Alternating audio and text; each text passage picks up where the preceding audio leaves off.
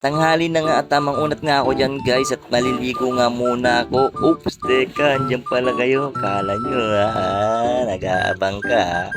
Ikaw Hindi pala muna ako maliligo, bumaba muna ako dyan guys kasi nga sisimulan ko muna yung dapat kong gawin. At kasi pag hindi ko pa sinimulan ngayon at inabot na naman ng mamayang hapon ay tatamarin na naman ako. Dahil nga binabad ko na yung sapatos ko kasi nga lalaban ko. May pagkakataon na nga akong laban to kasi nga nilaban ni Marikin Rosana yung isa kong sapatos. Nakakaiyak, diba? Iyak na ba ako? First time in my life to na nilaban ni Marikin Rosana yung sapatos ko. At sasabay ko na nga rin to mga sombrero namin ni Kyle dahil nakatambak lang to doon guys. Napakarumi nga niyan guys. Tingnan nyo, may mga tuyo-tuyo pang pawis yan guys. At tinamad na nga rin akong laban yan doon sa may sampayan.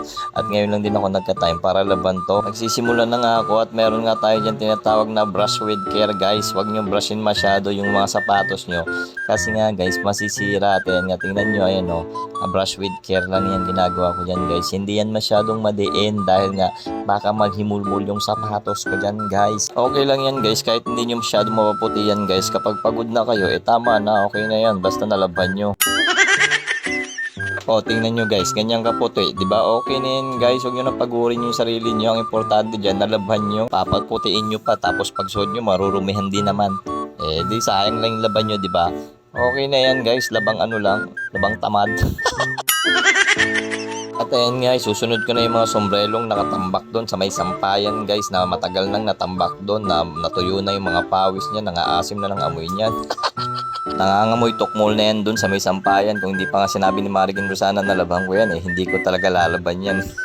Hindi naman talaga ako guys mahilig talaga magsombrelo Pag trip ko lang talaga guys doon ako nagsosombrelo kasi baka mapano tayo kaagad pag lagi tayo nagsosombrelo Tapos na nga ako guys at ayan nga nalaban ko na yung sapatos ko at mga sombrero at packet na nga ako doon sa may third floor guys. Doon tayo magsasampay kasi doon guys mainit guys. At ito na nga nandito na nga ako sa may third floor at isasampay ko na nga itong mga sombrero at sapatos guys. At ayan nga tingnan nyo unahin ko ito yung puting sombrero. Buti nga guys may sampayan dito guys at ayan nga tingnan nyo mabilis lang matuyo yan guys kapag mainit dyan guys. Pero nga guys kapag maulan guys hindi namin masampayan yan. Tulad na lang nung Sabado at Linggo guys, araw ng laba yun guys. Tingnan nyo naman guys, diba Sabado Linggo nag-uulan, ang lakas pa ng trip ng ulan yan guys, hindi pa siya tumigil. Kahapon nga nag-uulan pa rin. Buti nga ngayon guys, Monday kahit papano mainit na tapos mahangin pa. Kaya yung mga labahan mabilis talaga matuyo. Pero nilaban namin ni Marikin Rosana nung Sabado at Linggo. Nandun lang sa may loob ng bahay guys, nakasampay. Buti na lang talaga may dryer. Malaking tulong talaga yung may dryer guys. Kahit nasa loob siya mabilis lang siya matuyo. Napakaganda nga magsampay ngayong araw na to kasi ang init-init tapos ang lakas-lakas pa ng hangin. Sigurado itong sapatos ko at mga sombrero to mabilis lang matuyo to.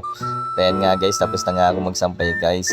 Siguro hanggang dito na lang muna ang video. Bye bye. Mag-follow ka na din pala.